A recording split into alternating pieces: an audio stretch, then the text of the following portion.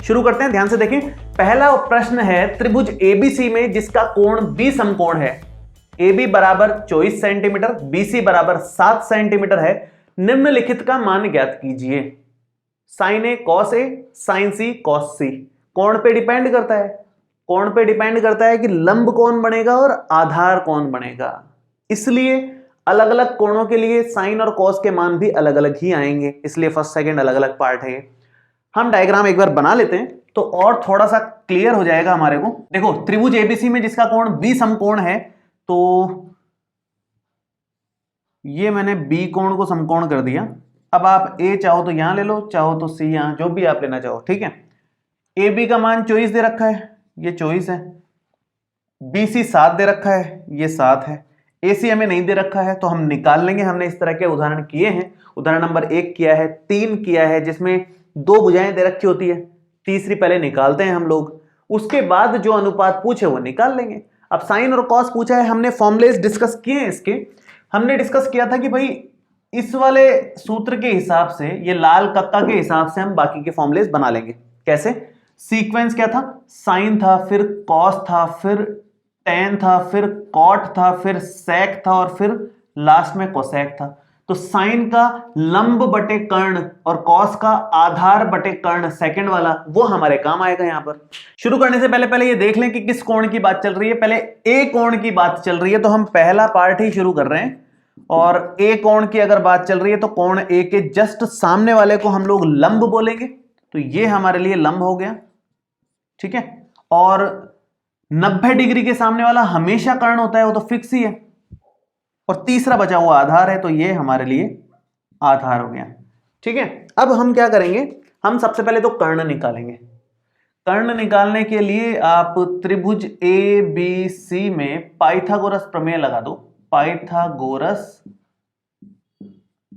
प्रमेय से आप ये कह सकते हो कि भाई ए बी का स्क्वायर और BC का स्क्वायर मिलकर के बनेगा AC का स्क्वायर।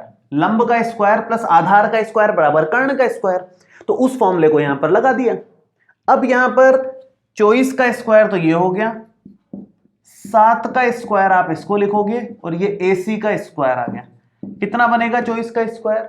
ये होता है 576। 7 का स्क्वायर 49 आ जाएगा और यहां पर AC का स्क्वायर चल रहा है। 576 और 49 मिलकर के ये 625 बनते हैं और ये AC का स्क्वायर चल रहा है, तो AC का मान कितना आ जाएगा?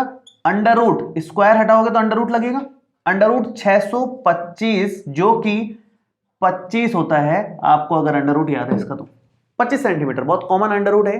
25 सेंटीमीटर हमारा कर्ण आ गया। मैं लिख भी देता हूं यहां पर कि कर्ण का मान आ गया 25 सेंटीमीटर। अब हमारे पास लंब भी है, कर्ण भी है, आधार भी है।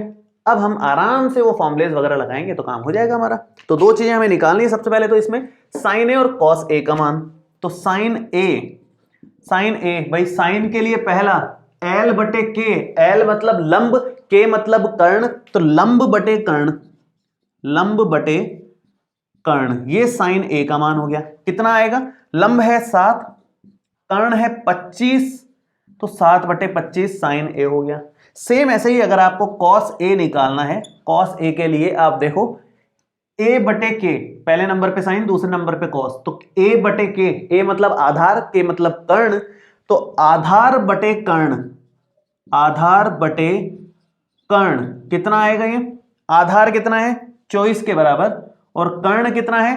25 के बराबर, तो यहां पर 24 बटे 25 इसका आंसर आ गया। First part complete. तो हमें ज्यादातर क्वेश्चंस में यही करना होगा, पूरी की पूरी प्रश्नावली में ज्यादातर क्वेश्चंस में यही करना है कि कोई 2 भुजाएं आपको दे रखी होंगी, तीसरी हमें निकालनी होगी पाइथागोरस प्रमेय का यूज लेकर के। मोस्ट ऑफ द क्वेश्चंस में ये प्रमेय लगेगी, ठीक है। उसके बाद आप इसका इस्तेमाल करो, जो पूछे वो निकाल दो, वो अलग अलग पूछ सकता है हर बार। चलो नेक्स्ट, साइन सी और कॉस सी अगर आपको निकालना है तो लंब और आधार उसके अकॉर्डिंग चेंज होंगे, तो उसका डायग्राम आप अलग बनाओ शांति से। सेकंड पार्ट के लिए डायग्राम आप अलग बनाओ, बेटर रहेगा आपके लिए। जैसे मैं ये डायग्राम बनाता हूं, तो ये ए था अपना, ये बी और ये सी। इस बार सी के बारे में बात चल रही है, सी पे फोकस है सारा का सारा। तो सी के जस्ट सामने वाली भुजा क्या मानी जाती है? लंब, जिस कोण के बारे में बात चल रही है उसके सामने वाली भुजा को लंब बोलोगे, 90 डिग्री के जस्ट सामने वाली भुजा को कर्ण बोलोगे, और तीसरी जो बच गई वो अपने आप ही आधार है।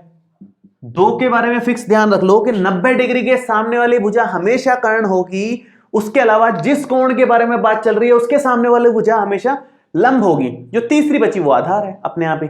तो तीनों भुजाएं यहां पर मार्क कर दी। कौन क्या है, मान तो सबके समान ही है, ए बी का मान तो 24 था जो तो रहेगा ही, ये 24 रहेगा ही, और BC का मान 7 रहेगा ही।